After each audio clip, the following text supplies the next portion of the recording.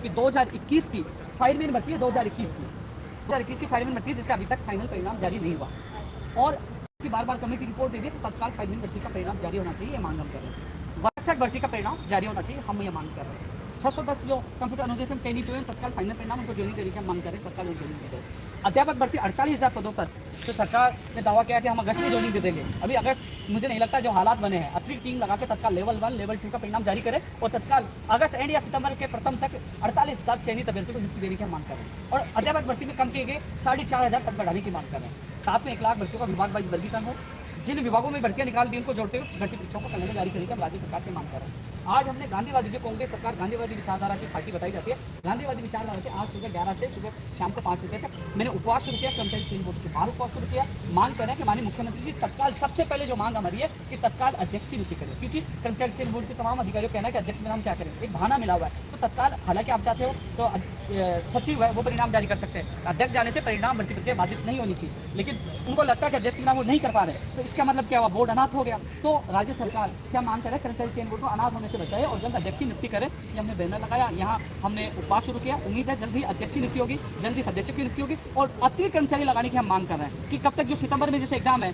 सूचना सहायक है, जूनियर अकाउंटेंट है, नए 15 गुना परिणाम जारी, ये कह रहे हैं कि क्या होगा, हमारी भर्ती होगा, अक्टूबर में भर्ती है, उनका क्या होगा। तो सारी भर्ती परीक्षाएं प्रभावित हुई है। हम उम्मीद करते हैं कि सरकार जल्द से जल्द आज के गांधीवादी तरीके से जो उपवास कर रहे हैं, हमने शांतिपूर्ण प्रदर्शन किया है, उसके बाद सरकार जागेगी, तत्काल अध्यक्ष की नियुक्ति करेगी और अध्यक्ष की नियुक्ति करके जो तमाम भर्ती परीक्षाओं का जो प्रभावित हुई उनका दोबारा से कैलेंडर जारी करें कि हम तत्काल इन भर्तियों को पूरा करवाएंगे और जो नई भर्तियों की विज्ञप्तियां, जैसे पशु परिचर है, खनिज समुद्देशक है, जयन है, नई भर्तियों की विज्ञप्तियां भी जारी करें। लेकिन सवाल ये उठ रहा है कि जो हम कई महीनों से सुन रहे हैं, जो फाइलमैन भर्ती का उदाहरण देना चाहूँगा, वन रक्षक का उदाहरण देना चाहूँगा, इस वीक, ये वीक कब खत्म होगा। हर बार वीक का आश्वासन मिलता है, हर बार हम आते हैं, हर बार आश्वासन मिलता है, तो आखिरकार ये आश्वासन परिणाम में क्या बदलेगा। तो परिणाम तत्काल जारी करने की मांग कर रहे हैं। तत्काल माननीय मुख्यमंत्री से गुहार कर रहे हैं कि तत्काल अध्यक्ष की नियुक्ति करें, ऐसे अध्यक्ष की नियुक्ति करें जो ईमानदार हो, दबंग हो, साथ छवि हो, यूपीएससी की तर्ज पर आप उस पैटर्न को लागू करो या कमेटी बना के तत्काल अध्यक्ष की 1-2 दिन में, इसी वीक में तत्काल नियुक्ति करने की हम मांग कर रहे हैं। आप देख लीजिए, कई लोग हैं ये सोच रहे हैं, हर चीज़ के लिए हमें संघर्ष करना पड़ता है, क्योंकि 8 जुलाई से आप देख लीजिए आज 10 अगस्त है, 1 महीना 2 दिन हो चुके हैं इस्तीफा दिए हुए, न तो इस्तीफा मंजूर हुआ,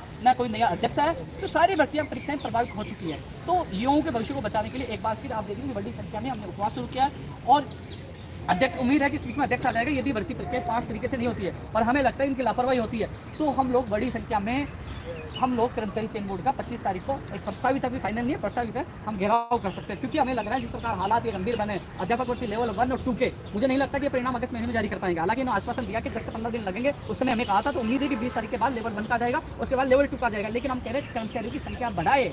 आप अलग अलग टीम लगी है, अध्यापक भर्ती की टीम अलग लगी हुई है, फाइलमैन की अलग टीम लगी है, वन रक्षक अलग लगी है, तो आपके पास टीम है तो आप तत्काल परिणाम जारी क्यों नहीं कर पा रहे। तो आज हमने गांधीवादी तरीके से उपवास किया है और धूप में, देखो मेरे साथी आपके दिखाइए, कैमरा से कहूँगा जरूर दिखाया, राजस्थान कर्मचारी चयन बोर्ड धूप में भी यार जो अधीनस्थ बोर्ड है उसके बाद प्रदर्शन करे, कुछ सीधे सवाल धूप में भी बैठे हुए हैं। और एक चीज़ आपको बता दूँ कि पुलिस प्रशासन का भी हमारे पास लगातार फोन आ रहे थे, हमने कहा था कि हम बड़ी संख्या में नहीं आएंगे, केवल उपवास करेंगे। उपवास एक नाममात्र, हमने कहा 100-150 लोग आएंगे, तो 150+ लोग हम बैठे हैं यहाँ पे और प्रस्तावित जो 25 तारीख है उसमें हज़ारों लोग शामिल होंगे यदि हमारी मांगे पूरी नहीं की। ये चेतावनी समझो या आप एक तरह से कुछ भी मान लीजिए, क्योंकि चुनाव है, चुनाव में युवाओं की बड़ी भूमिका होगी। युवा चाहता है कि प्रत्याधीन भर्तियाँ 1 लाख भर्तियाँ की तत्काल जोड़ी हो और 1 लाख भर्ती की नियुक्तियाँ जारी हो। पेपर लीक मुक्त राजस्थान के हम लगातार मांग कर रहे थे, अलग कानून आया, कानून के बाद सेकंड ग्रेड भर्ती परीक्षा पेपर हुआ है, वो लीक नहीं अच्छी तरह हुआ, लेकिन अध्यक्ष नहीं आ जाता, तब ये भर्तियों का जो बहाना बना रहे हैं। आखिरकार कब तक युवा इंतजार करते रहेंगे, कब तक वीक का बहाना करते रहेंगे, ये वीक चलने वाला नहीं। अभी आपने कहा कि कांग्रेस से वो उस विचारधारा की है, गांधीवादी विचारधारा, क्या आपको लगता है वास्तव में गांधीवादी विचारधारा है ना? देखो, शांति के लिए हम लोग मान लीजिए कुछ पंगा करें, हंगामा करें, कहे कि इन्होंने पंगा किया इसलिए लाठीचार्ज कर दिया, इन्होंने कहा कि जाके इन्होंने तोड़फोड़ की इसलिए लाठीचार्ज कर दिया, तो हम ऐसा कोई भी किसी भी पुलिस प्रशासन को या सरकार को किसी को भी ऐसा कोई बहाना नहीं देंगे। हम शांति कहते हैं, ये गांधीवादी नीति महात्मा गांधी जी के समय से चलती आ रही है और शांतिपूर्वक अहिंसात्मक हम लोग यहाँ बैठे हैं और गांधीवादी विचारधारा पार्टी कांग्रेस कहती रहती है, तो हम उनकी नीतियों से चल रहे हैं और उनकी नीतियों से हम मांग करें कि तत्काल अध्यक्ष की। आपने प्रदर्शन बहुत की, बड़ी ईमानदारी से जवाब देना। बीजेपी की सरकार में भी आपने आंदोलन किए, कांग्रेस की सरकार में किए, लाठीचार्ज युवाओं पर ज़्यादा कब हुआ? कांग्रेस की सरकार में अभी, इससे पहले बीजेपी की सरकार में? पूछो कब लाठी नहीं खाई, सवाल ये पूछो कब लाठी नहीं खाई। उसमें भी विपक्ष की भूमिका हमने निभाई, सरकार में विपक्ष की भूमिका हमने निभाई, उसमें भी जेल गए, उसमें भी लाठी खाई, इसमें भी जेल गए, इसमें भी लाठी खाई। कब लाठी नहीं खाई? के लिए दोनों सरकारें तो पिछले 11.5 साल से हम संघर्ष कर रहे हैं। और कई मांगे पूरी भी हुई है। और रही बात, हम सिस्टम में सुधार करना है। मैं बीजेपी के खिलाफ हूँ ना कांग्रेस के खिलाफ। हम, मेरी पार्टी मेरी युवा है, मेरी ताकत ये है, मेरा स्वाभिमान सब मेरी युवा है, इनके लिए मैं लड़ रहा हूँ। और ये जो मान लीजिए कांग्रेस सरकार हमारी मांगे पूरी करती है, युवाओं के साथ नहीं, क्योंकि हम साथ देने के लिए तैयार है, हमने समर्थन दिया, दोबारा समर्थन देने के लिए तैयार है। हम मांगों के साथ है, युवाओं के भविष्य के साथ है, युवाओं की मांगों पूरे करें हम साथ। खिलाफ थोड़ी बोल रहे हैं, खिलाफत थोड़ी है, आज भी खिलाफत क्या कह रहे हैं, हम तो गांधीवादी नीति से। ऐसा क्यों होता है कि आप समर्थन देते तो फिर बाहर वापस होने के कार्य के बाद धरना प्रदर्शन देना पड़ता है? वो भी हमने देखा, पुलिस ने आपको जबरदस्ती किसी के बाद। कुलदीप जी एक उदाहरण देना चाहूँगा। पंचायत राज की भर्ती कब की थी? 2013 की थी। उसके 4000 पदों पर नियुक्ति हुई। मैं पूछा हुई कि नहीं हुई? कंप्यूटर निर्देशक भर्ती संविदा थी, स्थायी आई कि नहीं आई? आई कि नहीं आई? टेक्निकल हेल्पर जो जिसके लिए हिसाब मना कर दिया था 1500 पदों पर, आई कि नहीं आई? ऐसे काम थे। जब आश्वासन मिलता है तो सरकार से काम करवाना होता है ना, सरकार की बात माननी पड़ती है। 10 काम में 5 काम हो गए, चले गए, 5 अटक गए तो दोबारा आ गए। ये तो सबसे बड़ी नीति होती है लीडर की। सबसे बड़ी खूबी होती है कि हम रस्सी को इतना खींच दे वो टूट जाए। यह है कि कुछ मिल गया, चले गए, वापस जो अटक गए उसके लिए दोबारा आ जाओ, हम वहाँ बैठ जाएंगे, क्या मिलेगा? लाठियों मुकदमा। आज मुकदमों के लिए चक्कर काटना पड़ा, लोगों के नंबर आ गए। तो ये हमारा देश का सबसे बड़ा संगठन है कि जहाँ झुकना पड़े युवाओं के लिए झुकना चाहिए। मुझे पैर पकड़ने की आवश्यकता पड़े तो मेरी युवाओं के लिए पैर भी पकड़ूंगा। ये सबसे बड़ी नीति है। नीति और जो रणनीति वही कामयाब होती है। जो जहाँ लगे कि हमें उग्र होना है, हमें आक्रोश दिखाना, वहाँ आक्रोश दिखाया जाता है। जहाँ हमें लगा है गांधीवादी तरीके से हमें काम कराना, उस तरीके से हर रणनीति से हम काम करते हैं। इसलिए हमारी किसी से व्यक्तिगत व्यवस्था नहीं है। कांग्रेस सरकार और बीजेपी सरकार, हमने संघर्ष किया। जहाँ सरकार ने मांगे मानी, हमने धन्यवाद दिया। उम्र का कानून आया, हमारी मांगे हमने धन्यवाद दिया। कल 27% आरक्षण घोषणा की, मैंने धन्यवाद दिया। जहाँ अच्छा काम होगा धन्यवाद देंगे। जहाँ युवाओं के साथ धोखा होगा, पेपर लीक होगा, मांगे नहीं मानेंगे, सबसे पहले विरोध में बैठूंगा। अपने चेन बोर्ड अध्यक्ष नहीं भर्ती अटकी तो सबसे पहले ओपिनियन तो बैठा। एक बात बताइए आप, एक भी राजस्थान का एक सिंगल एमएलए, सिंगल नेता बता दो जिसने 11 साल तक युवाओं के लिए लाठियां खाई, जेल गया और संघर्ष सड़कों पे सोया हो। गुजरात से लेकर लखनऊ तक 2 दीपावली, पिछली दीपावली था मैं शहीद स्मारक पे, ये दीपावली था गुजरात। बता दो एक सिंगल नेता जो सड़कों पे। अब तो चुनाव आ गया, हर कोई कह रहा है मेरा युवा मेरा युवा। शर्म नहीं इन लोगों को? जब सड़कों पे युवा सो रहा था, लाठी चार्ज हो रहे थे, तब कहाँ गए थे लोग? कहाँ गए थे? लाल डायली, पीली डायली। आप और इनके लिए भविष्य के लिए बोलो ना, आप खुलकर बता दीजिए।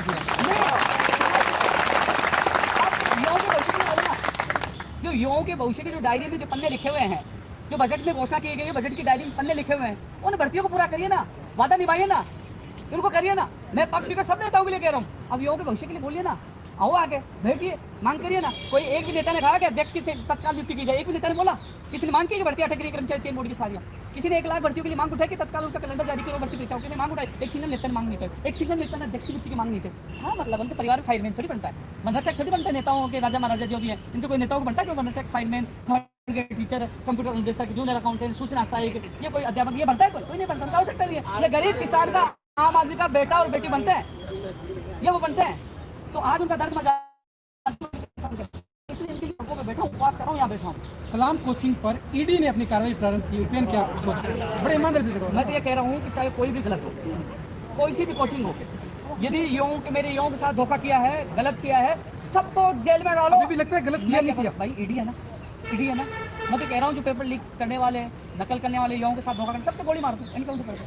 मेरे युवाओं के साथ धोखा नहीं होना चाहिए। मैं किसी के पास नहीं बोलूँगा, न मुझे कोचिंग से मतलब है, मुझे मतलब मेरे युवाओं से। खुला कह रहा हूँ, तो कोचिंग वालों कानून बनाओ, अनाप शनाप फीस भी ले रहे हैं। तो हमें मतलब युवाओं से, जो गलत करेगा वो भरेगा। सत्य में जीत, सत्य की जीत होगी। गलत के खिलाफ कार्रवाई होनी चाहिए, चाहे सीबीआई करे, चाहे ईडी करे, चाहे एसओजी करे, चाहे एसीबी करे। कोई भी पेपर लीक माफिया, युवाओं के साथ धोखा करने वाला, युवाओं को लूटने वाला नहीं बचना चाहिए। पेपर लीक कानून जो बना है अब वापस, क्या इससे आप संतुष्ट? अब लगता है आपको अब पेपर आउट नहीं होगा? देखो, उसको धरातल पे लागू करिए। एक चीज़ बताओ, हम यहाँ बैठे आज मांग करें कर्मचारी चेन बोर्ड अध्यक्ष मांग करें। आज हमारी मांग पे हमने कल या परसों चेयरमैन की घोषणा कर दी और भर्ती प्रक्रिया इनका परिणाम जारी कर दिया। फाइल है तो सरकार कर लेगी, सरकार पड़ता है। बिल्कुल सुन तो लीजिए, ये काम पूरा कर दें। जैसे मैं 12 मार्च को मुख्यमंत्री जी से मिला तो मांग नहीं करने वाला था। मैंने कहा था उम्र कैद का कानून लेके आओ, देश का पहला कानून होगा। अब उनको डर होना चाहिए, कानून बनाइए। उन्होंने हमारी मांग मानी और उस दिन मैंने 12 मार्च को प्रेस नोट जारी किया था। जब मैंने 7-8 दिन जब अनशन किया, आईसीयू में तड़प रहा था, जब मेरा अनशन टूटा था 9 मार्च को, 12 मार्च को मिला था, तो मैंने वहाँ जब लड़ाई थी, जिसने युवा बेरोजगार पे लाठीचार्ज किया, जिस एसओजी ने, पुलिसकर्मियों ने, उनको निलंबित करने की मांग थी, उनके खिलाफ कार्रवाई करने की मांग थी। लेकिन जब मैं सीएम के सामने गया तो उनके खिलाफ कार्रवाई करने की मांग मैं भूल गया और मुझे याद आया पेपर लीक माफिया के साथ। पेपर लीक माफिया मेरी युवाओं के सपनों को बेच रहे, इसके लिए तत्काल कानून लेके आए। 1 लाख भर्तियां, युवाओं की मांग उठाई, वो भूल गया और उस पर तत्काल हमारी मांग बनी, उम्र कैद का कानून आया और उसके बाद सेकंड ग्रेड भर्ती परीक्षा आयोजित हुई है। उसमें पेपर लीक नहीं हुआ, अच्छी तरह से सेकंड ग्रेड परीक्षा पेपर लीक है। लेकिन जो कानून आया बेहतरीन कानून है। सरकार कोई सी गए, आप और हम रहे न रहे, सरकार रहे न रहे, या ये रिपीट हो, कुछ भी हो, कानून तो हमेशा रहेगा ना। कानून तो हमेशा रहता ना। तो कानून को धरातल पे लागू करें, पटके सड़ों को जेल में गोली मारेंगे। आपकी मुख्यमंत्री पेपर लीक माफियों के लिए कह रहा हूं, पटके जेल में। मुझे सवाल कर रहा हूँ, राजस्थान में पेपर चोर बड़े ईमानदार है, तो शिक्षा संकुल से पेपर आउट होता है, एक पेपर तो लेके जाता है, दूसरे को हाथ नहीं लगाता, क्योंकि इसमें तो बड़ा फोबिया है। इससे बात हुई, एक पेपर रद्द किया, दूसरा जारी रखा। बड़ा उदाहरण देना चाहूँगा, नीट की बात कर रहे हैं।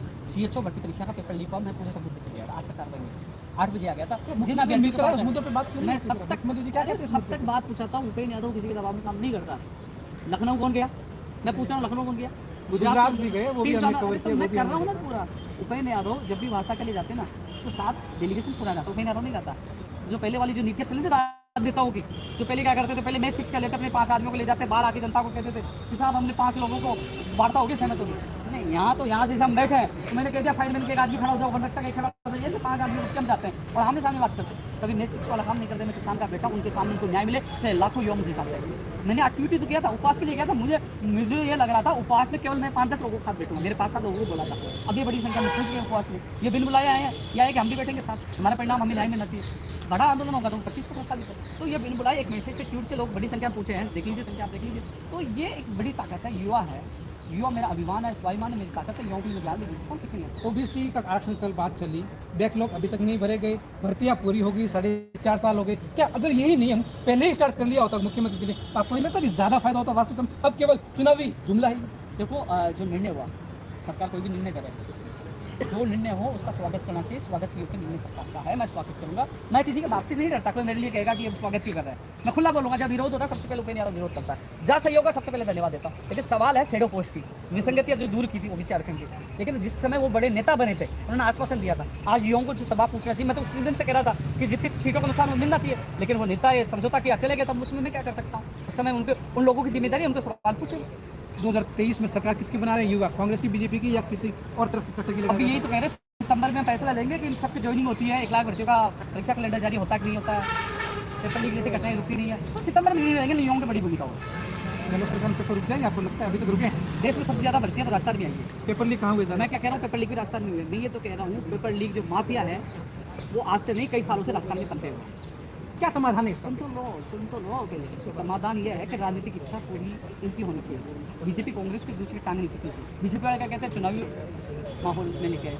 कांग्रेस वाले कहते हैं कि गुजरात में पेपर लीक हो गया। अब इनको बैठ कर ये चर्चा करनी चाहिए कि हाँ बताइए, अच्छे सुझाव दो, इस कानून को कैसे लागू करें, कैसे पेपर लीक माफिया का खात्मा हो। युवाओं को बचाने के लिए इनके दिमाग में, दिल में होना चाहिए। एक जगह बैठ कर इस कानून को धरातल पर लागू करें। खात्मा करने का समय आ गया, राजनीति करने का समय नहीं है कि हम राजनीति करें, युवाओं को भविष्य के साथ खिलवाड़ करें। एक दूसरे की टांग खींचते, वो इसकी खींचता, वो उसके, अरे यार हाथ जोड़ता हूँ मैं, इनके आंसू में देखता हूँ यहाँ बेरोजगार टांग ना खींचे। सरकार कानून लेके तो बीजेपी वाले कानूनी कमियां दूर करें, वो बताए, सुझाव दें, उसको तत्काल लागू करके सहयोग करें।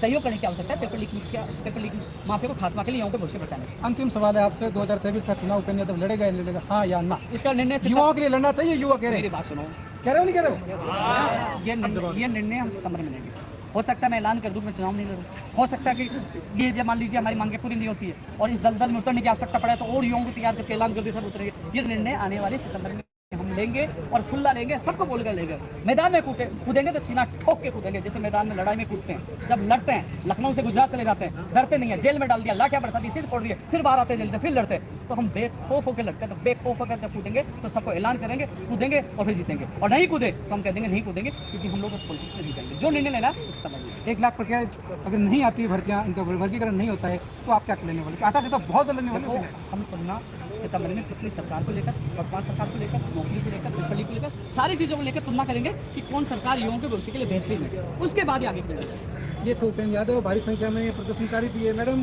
क्या कुछ मांगे आपकी? कितना टाइम हो गया मैम? 2 साल हो गए।